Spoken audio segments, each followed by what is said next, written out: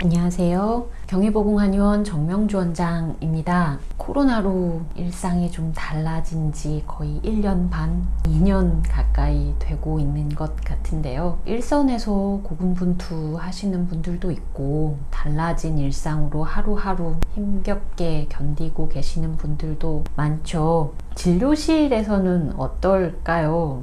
여성 질환과 코로나가 상관성이 있을까요? 코로나는 호흡기 감염 질환인데 여성 질환과 무슨 관련이 있을까 하겠지만 너무 많은 관련이 있었습니다. 일상을 바꿔놨기 때문이죠. 오늘은 대표적으로 다낭성 난소 증후군 케이스를 말씀드려보려고 합니다. 코로나가 시작된 작년 2020년에 고등학교 2학년이었던 학생입니다. 초경 이후에 약간 불규칙적인 월경 주기였지만 2달 이상을 건너뛴 적은 없어요. 그런데 2020년 4월 이후 생리가 3개월 이상 없었어요. 그러고 8월이 넘어가자 좀 불안한 마음에 산부인과에 가서 생리 유도주사를 맞았습니다. 유도주사로 생리를 한번 하기는 했지만 이후에는 또 다시 무월경.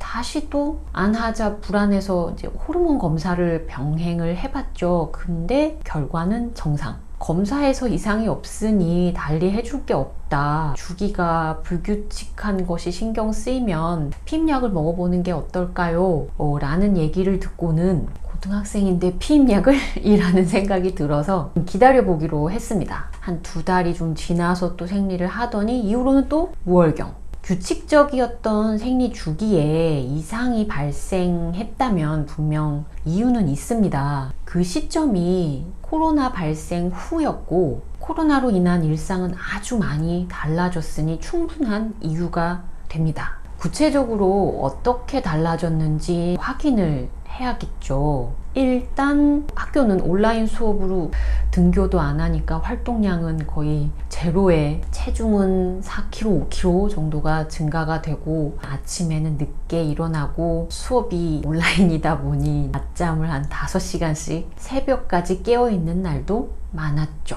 친구들을 만나지는 못하고 집에만 있으니 가족들과 부딪히는 시간이 많아서 심리적인 스트레스도 만만치 않았습니다. 스트레스를 풀 수가 없고 해결할 창구도 없으니 잠을 자는 걸로 풀었다라고 하더라고요. 원체 식욕도 좋고 소화에도 문제가 없는 편이라 집에 있으면서 끼니 이외에도 수시로 무언가를 먹게 되었습니다. 악순환의 고리는 이런 거겠죠. 게다가 내년이면 고3이라는 사실 하나만으로도 충분한 스트레스가 될 텐데 일상이 달라진다는 것은 아무것도 아닌 것 같아도 몸에는 정말 많은 변화가 일어납니다. 지금처럼 코로나라는 특수 상황이 1년 반이 넘도록 지속되고 있으니 많은 변화가 생길 수밖에는 없습니다. 월경 주기뿐만이 아니라 자궁 근종이나 자궁 내막증 같은 질환 역시도 증상이 달라지는 경우가 상당히 많았어요. 그렇다면 코로나가 언제 사라질지 모르지만 사라지고 다시 일상으로 복귀가 된다면 이게 해결이 될까요? 코로나가 끝날 때까지 기다려야 하는 걸까요? 달라진 일상으로 모두가 생리불순이 생긴 건 아닌데 왜 나만 그럴까요? 그러면 굳이 코로나가 아니라 다른 비슷한 상황으로도 충분히 생길 수 있겠네요. 또 그렇다면 그런 상황은 어떻게 해결을 해야 할까요? 꼬리에 꼬리를 물어서 질문을 해가다 보면 원인과 해결 방법이 나왔죠. 당연히 늘어난 체중은 줄이고 밤과 낮을 다시 되돌리고 식사 패턴을 다시 찾아야겠죠. 그게 그렇게 쉬울까요? 이미 달라진 몸 상태는 어떻게 해결해야 할까요? 이제 이런 과정에서 왜 나만? 이라는 질문에 대한 답이기도 한데요. 이 과정에서 개인차라는 단어가 등장을 할 수밖에 없습니다. 진료실에서 본 그분은 먹고 자도 부은 줄을 모르고 막 3일간 대변을 못 봐도 별 불편한 느낌이 없었어요. 근육통이나 저림 증상이 별로 이렇게 호소하는 게 없었어요. 달라졌는데도 달라졌다라는 인식을 못했습니다.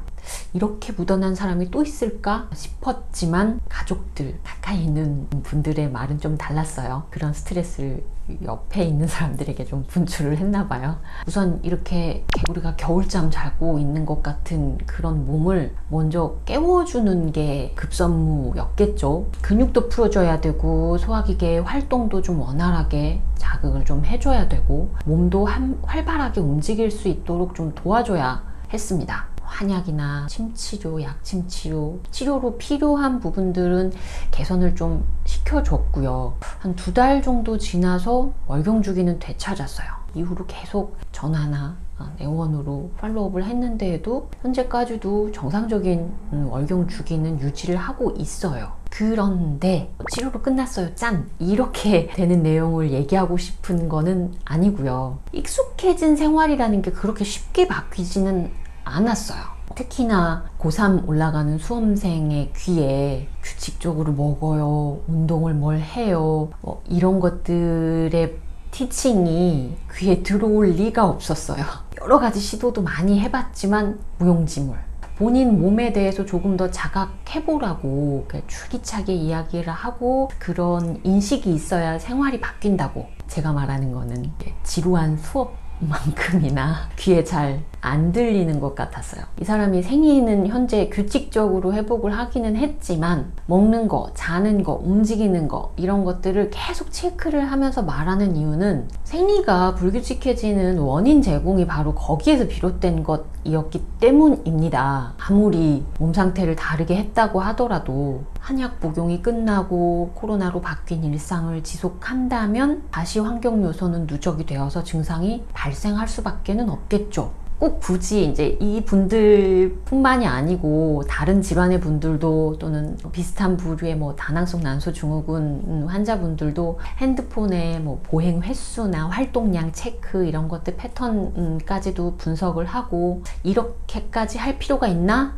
싶지만 일상이 문제가 되는 사람들은 그 일상으로 반응하는 몸을 다스려야 하기도 하지만 그게 전부는 아니에요. 일상을 개선시켜야 하는 것도 있어요. 라면 먹으면 소화가 너무 안 되는 사람이 라면을 계속 먹으면서 소화 잘 되게 해주세요 라고 한다면 비유가 좀 적절하지 않을 수도 있는데요. 치료 기간이 너무 오래 걸릴 수도 있겠죠. 말하고자 하는 요지는 원인을 제공을 하는 부분이 일상이었다라고 한다면 아무리 치료로 증상이 개선이 되고 현재 상태가 양호하다고 하더라도 그 일상을 바꿔야 궁극적인 원인 해결이 된다라는 요지입니다. 결국 이분은 고3이지만 개학을 하고 등교를 했어요. 어머님하고 전화 상담을 하면서 저녁 식사랑 간식 메뉴를 조절을 해서 결국에는 4kg의 체지방을 줄이고 근육량은 상대적으로 더 많이 늘려가고 있어요.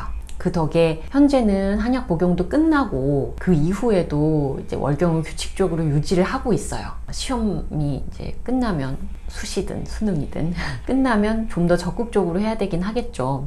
같은 코로나의 일상이라고 하더라도 모든 다낭성 난소증후군 환자분들이 체중을 빼고 활동량을 늘려야 하는 거는 아니에요. 오히려 잠을 더 많이 주무세요, 좀 많이 쉬세요, 이렇게 얘기를 드리는 분들도 있어요. 그거는 이제 다른 케이스를 통해서 좀 말씀을 드려볼게요. 이분의 경우는 몸 상태나 환경 변화를 평가를 했을 때 원인이 그렇게 판단되어서 치료와 생활 관리를 그 방향으로 한 것이에요. 같은 환경이다라고 하더라도 다른 원인이 제공이 된 거다라고 판단이 된다면 생활은 다르게 해야 되겠죠. 치료 역시나 마찬가지고요. 나도 그랬으니까 나도 살 빼야지, 또는 운동해야지, 체중 줄여야지, 이렇게 성급한 일반화, 확대 해석하는 건 좀 금물입니다. 사람마다 나에게 있어서 어떤 문제로 생리 주기가 달라졌을지 원인은 다양하고 그래서 그 원인을 평가하는 것은 참 어렵습니다. 이분은 코로나 일상의 영향을 아주 전형적으로 받은 분이라서 케이스로 좀 말씀을 드려봤습니다. 다음 케이스에는 조금은 상반된 케이스를 얘기를 드려보기는 할 거거든요. 만약에 꼭 코로나가 아니더라도 환경 변화의 영향을 어떻게 받았는지에 대해서는 한번 잘 살펴보고 실제로 원인이 어떤 것인지에 대해서는 평가를 한 후에 생활 관리를 해보시는 게 맞지 않을까 싶습니다. 왜냐하면 유튜브에 댓글로 살 뺐는데도 생리를 안 해요, 이렇게 댓글을 다시는 분들이 너무 많아서 일단은 전형적인 케이스를 말씀을 드리기는 했는데요. 다음 케이스로 굳이 살을 빼지 않아도 회복되는 상태인 분을 얘기를 해드릴 테니 각자의 원인을 평가를 하는 게 제일 중요하다라는 말씀을 추가적으로 드려봅니다. 참고하시기 바랍니다. 감사합니다.